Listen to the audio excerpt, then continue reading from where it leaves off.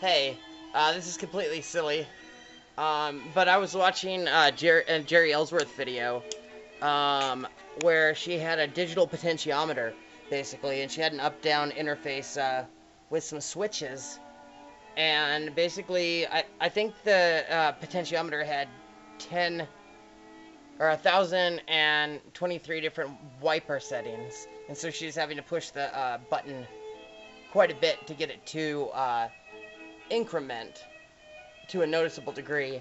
And I was thinking if you had a pulse generator that pulsed as long as you were holding down the button, it would be a lot easier to increment and decrement the digital potentiometer settings. And so what I have here is I have the this is not that interesting. It's just a 13 output power supply that I built here. And then, this is kind of a cool little feature I put on the breadboard here. You can connect a DIN plug to it. So you could actually plug a wall wart into it also, other than a power supply. And then basically what you have here is you have a bank of oscillators that, as you can see, when you hit the button, it triggers pulses. And right now it's pulsing at a speed that's fast enough that it looks like it's constant, because of the values that I chose.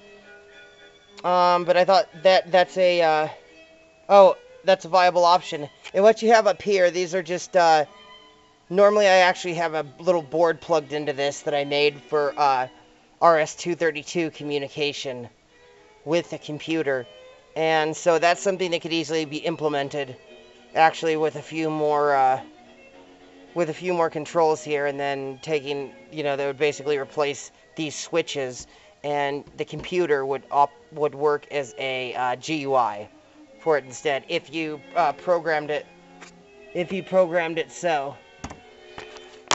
So anyway, in the middle of doing that, I lost my bag of 200 switches, and I had to run inside for some auxiliary switches. But seriously, if you have my bag of switches, how do you lose a giant bag of 200 switches, right? So anyway, I hope that's helpful in some way, or at least somewhat interesting, or not. I just wanted to give a quick little update to the last video that I posted, or at least the first section of this video, should I edit it together. This is the